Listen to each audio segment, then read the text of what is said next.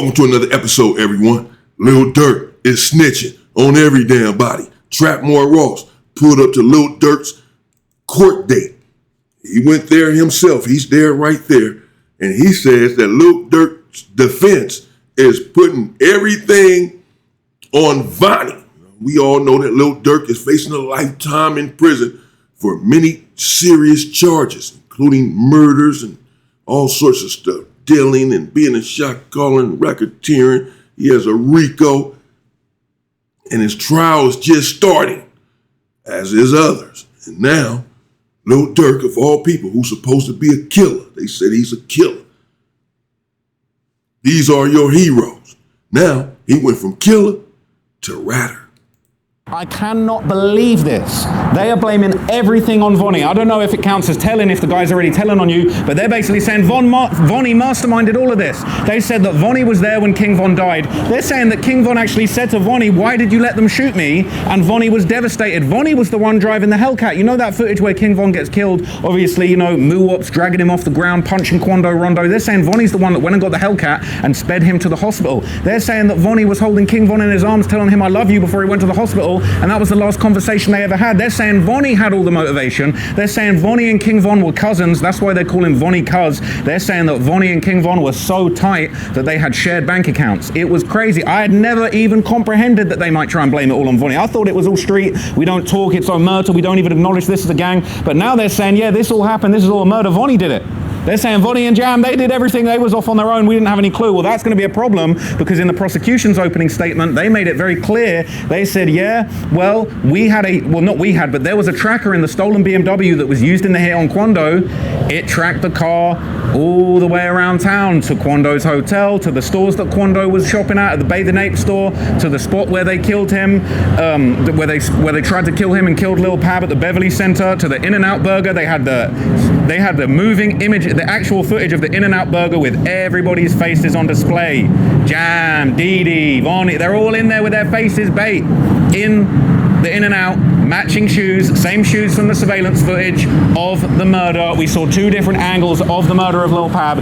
It was just insane. Absolutely cooked, deep fried by the looks of it. And they're saying that BMW that had the tracker in it that was stolen and used in the hit, the slider, where did it go after In-N-Out Burger? Oh, to the crib that Lil Durk was staying in. So Vonni was in this stolen car orchestrating this whole thing and then going to the massive, beautiful Encino mansion that Lil Durk was staying in at the time. Now that's really, really bad news. I'm not gonna lie, the defense, they put on a good argument that it was all Vonni, but it's kind of like, bruh, when we start seeing some of that other evidence, it's gonna be a tall order to say that Vonni did everything. He was off on a mission all by himself. He wasn't trying to impress Durk. They're saying that they arrested Vonni in a luxury penthouse suite in a suite of a hotel in Chicago that he was staying at with his girlfriend. The defense are trying to say, oh, when they arrested him, they said to him, oh, you're the ringleader of this, you're the leader of this unless you give us someone else, trying to say that that he's just putting Durk in it to try and save himself. But are they really expecting the jury to buy that Vonni was just out here on his own, orchestrating this whole That's nuts! Damn! Lil Durk, you big old killer, you putting it all on your boy, Vonni? I mean, he just saying all kinds of stuff. They were real close. Him and King Von was real close. They were like cousins, saying this is why he has this name. We call him King Von. I mean, then came with an elaborate story about how Vonni is the culprit, how Vonni is the one involved in this death. This is nuts. This is Lil Durk, whom so many people look up to and thought was a solid individual. And you may say, well, it's not telling, he's not that. What the hell is it? Yeah, he's in court putting murders off on another individual, saying that he's the one that did it, or he's the one that orchestrated everything. He's the one that had the incentive to pull this off, not me. Whether he's doing it through his lawyer, a third party or not, he can certainly stop his lawyer from painting this picture. And if he's not doing so, if his lawyer is going out there doing it, he's doing it at Lil Durk's behest, for sure. This is nasty work. And these are the people that, a lot of people look up to, a lot of people thought was solid in the street. And we're finding out, even with the Tupac Shakur murder trial, that a lot of these individuals are nothing more than snitches. A lot of these individuals have been snitching for many decades. for years, getting paid from the DEA, the FBI, getting actual checks, actual money. So you can't trust a lot of this stuff that's going on the street. And that's why you have to really get out of the street, because these individuals, they don't stay solid. Now, Lil Durk, here it is. And he talks all of this killer stuff in these rap songs. Now he's fighting for his life in trial, and he's putting it off on someone else. Everything, he has his lawyer. He's the one that does it. He's the one that's having his lawyer say this stuff. He has his lawyer out there saying that Vonni is responsible for everything, and then going into detail about how and why he is responsible for everything. Damn. Thing by himself. Durk had no knowledge. He's pulling up to Durk's crib in the slider after the hit, and you're saying Durk had no knowledge? They flew out there together on the private jet together, and Durk had no knowledge? I don't know if they're going to buy that, but we're going to see. We're going to have to find out. Now, that was crazy in itself. The opening statements were absolutely wild. But then we got to the really sad and harrowing stuff. There was rumors that maybe OTF Jam's going to take the stand today. I don't think that's going to happen. But here is what did happen. The cops basically started meticulously showing all of the details about the murder of Lil Pab and just how violent and horrific it was. The first thing they did was they had a 911 call handler get on the stand. They played the 911 call that was taken by a witness. Apparently 8 people called 911 after they slayed Lil Pab in broad daylight in rush hour on a Friday night outside the Beverly Center, one of the most ridiculous crimes you could ever even think to commit. But in addition to that, the 911 call, the woman is frantic. She said, there's somebody's just been shot in Beverly Hills. They're being shot with machine guns. I don't want to give any of my information. I'm so scared. Somebody's hurt.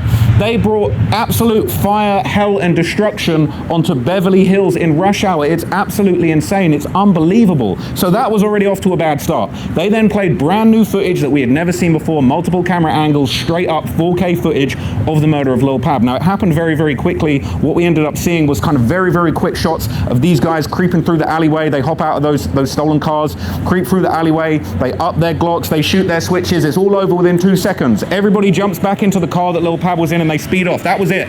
But then we saw the body cam footage of the first responder that administered CPR to Lil Pab. We saw them pulling Lil Pab out of the car, and it was harrowing. It was graphic. We're hearing Lil Pab kind of moaning, taking his last breaths, and unfortunately his family was in the court during this, so it was just so heartbreaking to see. That was just, obviously it was a really, really, really horrible piece of footage, much worse than what we'd seen on TMZ, the famous no clip, but that clip also did capture Quando screaming no from the angle of the first responders. It was really, really messed up. Now, in addition to that makes it even worse, they then showed the Lil Pab autopsy. The medical examiner testified that apparently Lil Pab actually was found with a bullet lodged in his heart. He had punctured his lung with a bullet that stayed in his body. He'd also been shot twice in the bicep. One went straight through, and another actually was also lodged in his bicep. It was horrible. It was graphic, and it was just really, really sad. And it really drove home the reality of this. There's a lot of people in the courtroom that have been reporting on this, and a lot of people are saying that they're, loyal to the defense. They're supporting the defense. They want Durk to get off. Look, whoever did this, there needs to be justice, because this was a horrific crime. There was a grieving family in court that was suffering today. Whoever did this brought hell and destruction onto the streets of Beverly Hills outside the Beverly Center. I went to the Beverly Center to go and buy a suit the other day, and I was thinking, what on earth were people doing firing automatic guns at this location? It is actually a disgrace. So I'm trying to be impartial. I don't know. I can't give you the verdict on who did this yet, but... Well, them firing weapons at Beverly Hills or at the Beverly Center, as you should not be any more outraged about that than you would be about them firing guns inside of the hood. We don't want guns fired inside of the hood either. Why should they not fire guns at the Beverly Center or in the Beverly Center or in Beverly Hills? Because there are a bunch of rich white people there whose lives matter more than people's lives in the ghettos, catacombs, and grottos of America. We here in the ghettos, we don't want guns fired over there either. It's such a disgrace when the weapons are fired over there too. Nevertheless, there you have it, man. Lil Durk, shout out to Trapmore Ross. Lil Durk, clearly or apparently, according to Trapmore Ross, he was there inside of the courtroom. He just described it in graphic detail what was going on with the shooting, albeit brief. They played a quick clip of that in the courtroom with Lil Pap's death. And apparently, his family was in there, and I'm sure they were grieving, and it's still hard for everyone. And now, as we've heard, Lil Durk apparently is putting everything on Vonni and saying that he set everything up. He's responsible for everything. That's it. He's trying to get out of this situation. And I don't know what to call it other than snitching. That's snitching. You saying that someone else did this and saying who that someone else is. He did it. There you have it. That's the epitome of snitching. He did it. Wasn't me. It was him. That's what he said. Jeez. Finally sitting somewhere like, damn, you putting all this on me for? You the one caught up in this. And the same thing going on just Tupac trial. They're putting Tupac's death on everyone. All kind of people's names are coming up as to who committed the crime. This is just why you just can't trust people out in the street. These individuals act like they're strong and solid. And then when things really hit the fan, there's a different side of them. They seem strong and solid at the time.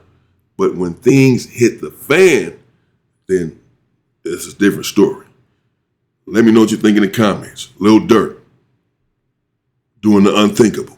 Stay safe and stay free, people.